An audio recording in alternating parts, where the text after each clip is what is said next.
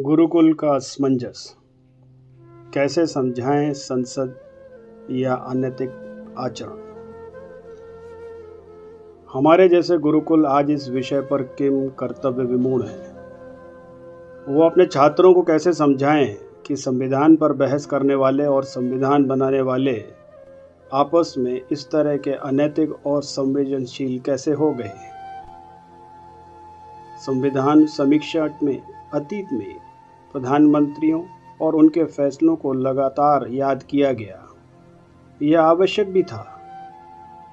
यह सही है कि कांग्रेस ने संविधान का बार बार तिरस्कार किया है। उसके मुंह खून लग चुका है, लिहाजा संविधान को बार बार लहूलुहान करती ही जा रही है। ऐसे कथन संविधान की समीक्षा नहीं कहे जा सकते। देश के संविधान में 125 से अधिक संशोधन किए जा चुके हैं। सभी संसद में पारित किए गए। संविधान और गणतंत्र के 75 वर्ष पूरे हो चुके हैं। इस अवसर पर एक लंबा विमर्श कर संविधान की समीक्षा की जाती तो भी शायद ठीक होता। संसदीय परंपराएं भी यही रही हैं, उसी का अनुपालन किया जाना चाहिए था। देश के प्रथम प्रधानमंत्री जवाहरलाल नेहरू ने भी 17 साला कालखंड के दौरान 17 बार संविधान में संशोधन किए थे। प्रधानमंत्री इंदिरा गांधी और प्रधानमंत्री राजीव गांधी ने भी अपने कार्यकालों के दौरान क्रमशः 28 बार और 10 बार संविधान में संशोधन किए। तो आज संविधान के संशोधनों पर सवाल क्यों उठाए जा रहे हैं? उनकी प्रासंगिकता क्या है? वे तमाम संविधान संशोधन संसद ने ही तो पारित किए। फिर संविधान घायल कैसे हो गया?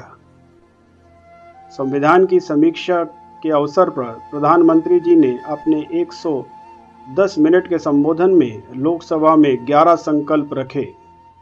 उनमें प्रमुख हैं, नागरिक और सरकार अपने कर्तव्यों का पालन करें, हर क्षेत्र और समाज का सम्मान विकास निश्चित किया जाए, देश के कानून नियम देश की परंपराओं के पालन में गर्व हो, गुलामी की मानसिकता से मुक्ति हो, देश की विरासत पर गर्व किया जाए। सिर्फ स्वार्थ के लिए संविधान को हथियार न बनाया जाए। जिन्हें आरक्षण मिल रहा है उनसे छीना न जाए, लेकिन धर्म के आधार पर आरक्षण की कोशिश पर रोक लगे। राजनीति परिवारवाद से मुक्त हो, भ्रष्टाचार पर जीरो टॉलरेंस और भ्रष्टाचारी सामाजिक स्वीकार्यता में न हो। महिलाओं के नेतृत्व में विकास के जरिए भारत एक मिसाल बने। एक भारत श्रेष्ठ भारत का ध्येय हो। इन संकल्पों को लोकसभा में प्रस्ताव के तौर पर पारित किया जाता तो वह संविधान का हिस्सा हो सकते थे। यह संविधान की समीक्षा की कोशिश भी होती। संसद में यह समझाया जा सकता था कि संविधान के कुछ अनुच्छेद आज अप्रासंगिक हो गए हैं। कुछ एक में अनिवार्य संशोधन या उन्हें समाप्त कर देने की आवश्यकता है। संसद उन पर व्यापक बहस कर सकती थी, अंतिम संशोधन पारित करती और उसे संविधान समीक्षा माना जा सकता था। प्रधानमंत्री ने जो कुछ कहा उस पर विपक्षी दलों ने नीरी सियासत के अलावा कुछ नहीं किया, कोई चर्चा नहीं की। दूसरी तरफ लोकसभा में नेता प्रतिपक्ष राहुल गांधी ने संविधान और मनुस्मृति की तुलना करने का प्रयास किया।